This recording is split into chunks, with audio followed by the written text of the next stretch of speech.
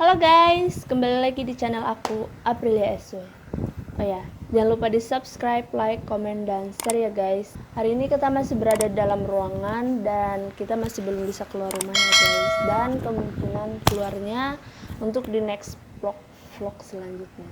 Di sini karena kita masih berada dalam ruangan, saya akan bercerita sedikit tentang pengalaman pribadi saya. Soalnya dulu saya itu orangnya nggak terlalu tertarik tentang cerita mistis atau cerita horor ya guys. Gimana ya, saya tuh sebenarnya nggak terlalu percaya tentang yang begitu-begitulah kalau nggak dilihat pakai mata sendiri. Sampai ternyata benar-benar saya ngelihat pakai mata saya sendiri. Jadi kita mulai aja guys. Jadi ini dulu tuh saya waktu SD atau SMP ya, tapi saya lupa ingat soalnya ceritanya juga. Saya sekeluarga tuh bercocok tanam di suatu desa, tapi desanya tuh lumayan jauh dari desa utama tempat tinggal saya sekarang. Jadi di situ yang tinggalnya cuma 3 atau 4 buah rumah ya rasanya. Nah di situ tuh papa pergi kalau nggak salah kerja ya, nggak ingat pokoknya. Nah tinggal sisanya tuh di situ tuh cuma kami bertiga, mama sama adik. So pas senja rasanya tuh kami bertiga tuh makan di selasa rumah depan. Di situ gara-gara sempit juga kan antara aku sama ade, jadi aku ngambil alih posisi tempat mama duduk. Nah di situ guys, dan alasan dari mamaku makan cepet-cepet tuh akhirnya aku tahu ternyata di pohon yang besar yang kami dua adik ke belakang ini itu tuh, gimana ya aku bilangnya ya, hantu, setan atau kuntilanak atau gimana ya, pokoknya ya sejenis itulah guys. Jadi dia tuh gantungin dirinya di pohon besarnya itu, tapi dalam posisi terbalik. Jadi kepalanya itu ke bawah, rambutnya panjang, kepalanya itu ke bawah, kakinya ke atas. Kakinya aku nggak ngeliat juga soalnya banyak daun-daun besar kan di atas pohon tuh. Jadi yang kulihat tuh cuma dia kebalik, kepalanya itu ke bawah dan rambutnya itu hampir nyampe tanah. Di situ tuh aku tuh agak melongo, soalnya gimana ya, jeda sejenak gitu, memperhatikan, ngeliatin dulu. Soalnya dia tuh gantungin dirinya tuh kayak gini loh, kayak gini. Jadi heran kan, bingung juga. Nah sampai akhirnya aku sadar dan juga gimana ya, agak takut juga. Gak bisa berkata-kata karena aku cuma nunjuk-nunjuk aja ke adekku yang masih ngebelakangin pohonnya itu tuh. Adekku ini kan bingung kenapa nggak bisa ngomong katanya. Dia terus nanya apa-apa tapi aku nggak ngomong. Sampai akhirnya dia balik badan sendiri, dia ngeliatin sejenak, terus dia balik ngeliatin aku rasanya tuh. Di situ tuh kami dua teriak sama-samaan sampai itu kan pintu masuk tuh kecil, pintu masuk rumah tuh kecil, soalnya pondok kan loh, namanya kecil juga pondok. Sampai kami dua rebutan buat masuk pintu itu, rebutan banget guys, sampai kejeduk nggak tahu gimana. Langsung datang masuk, kami dua langsung masuk. Jadi guys, keesokan harinya itu diceritakan mamaku lah ke omku, soalnya di situ pondoknya ada 3 atau 4 ya kalau nggak salah tuh.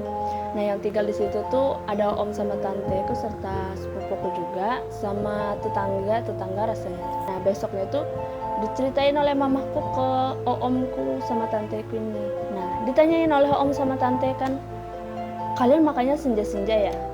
Ya dijawab kan iya, emang makannya senja-senja. Dijawab om kan, pantas aja katanya. Nah diceritain asal usul dari hantu, setan atau apa itu. Di asal usul ternyata katanya hantu yang ini tuh penunggu dari desa yang ini. Katanya dia tuh nggak gangguin, tapi dia cuma kayak ngasih tahu kalau di situ tuh nggak boleh makan senja.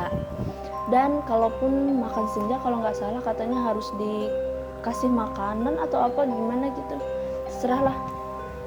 Katanya kayak gitu. Jadi dia tuh cuma kayak perlihatkan dirinya tuh buat kayak peringatin kalau di situ tuh nggak boleh makan senja.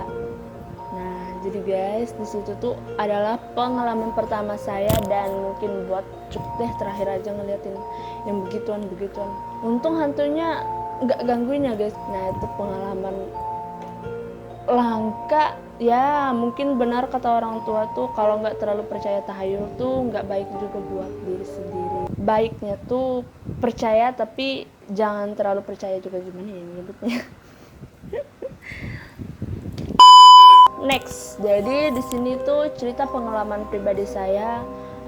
Kalau kayaknya kita Indonesia tuh identik dengan semuanya tahu ya tentang cerita kuyang. Soalnya kuyang tuh udah jadi, anggap aja jadi melegenda atau udah jadi cerita.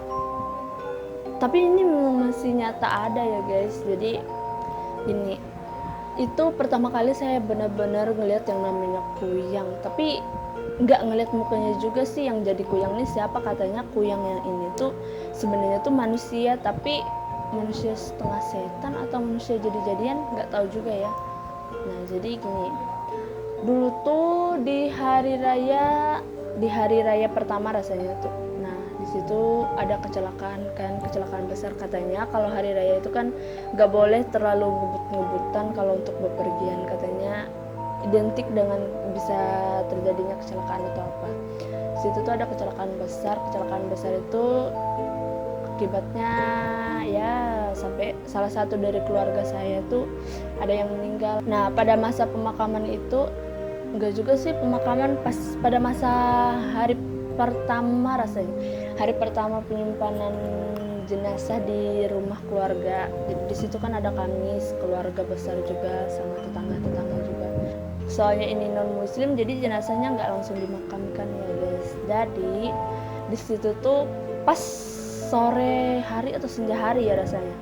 Di situ kan banyak tuh keluarga sama tetangga juga berkumpul, namanya ke rumah duka kan. Dan bodohnya itu kuyang, dia tuh kan katanya manusia, harusnya tuh walaupun dia jadi setan tetap aja pikirannya ada manusianya itu kan. Udah tahu itu kaca, ngapain dia mau terobos, nempel dia di kaca. Nah jadi saya tuh cuma ngeliat doang, kepalanya doang sih. Katanya kan kalau kuyang itu ada kepala sama perutnya, tapi itu cuma ada kepalanya doang yang saya lihat. Terus lagi rambutnya tuh acak-acakan, jelek banget deh pokoknya, nempel di kaca. Jadi karena saya juga kepo dan mau keluar ngeliatin tuh kan, gara-gara anak-anak tuh dilarang keluar, katanya masuk aja semuanya. Soalnya takutnya anak-anak nih digimanain.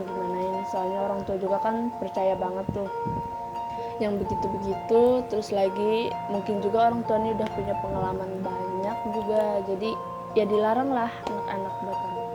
Tapi jujur loh guys, saya tuh benar-benar kepo. Katanya kalau kita benar-benar bisa nangkap kuyang tuh kita bisa tahu orangnya gimana tuh. Nah dan di Kalimantan Tengah tempat saya tinggal tuh kuyang tuh masih marak ya guys. Katanya di mana-mana katanya kuyang itu masih banyak ditemuin, terutama aja di kampung-kampung itu biasanya, katanya gitu. Jadi kalau udah ada yang lahiran, ada yang meninggal ataupun ada yang hamil tuh katanya udah kayak pesta buat kuyang-kuyang atau setan-setan gitu. Jadi ya biasanya keyakinan dari orang Kalimantan tuh kalau buat suasana kayak gitu tuh pasti ada yang orang tua kerjain biar gak diganggu oleh mereka sejenis itu. Jadi guys, itu cerita dari sebagian pengalaman saya tentang horor-horornya, gimana ya, itu cerita pengalaman saya tentang mistis atau horor ya guys. Jadi sebagiannya mungkin ada yang kepotong, nggak semuanya penuh, gara-gara ingatan saya kan juga nggak terlalu bagus. Jujur ingatan saya itu nggak terlalu bagus ya guys. Dan ceritanya saya stopkan sampai di sini aja ya guys. See you the next vlog. Bye bye.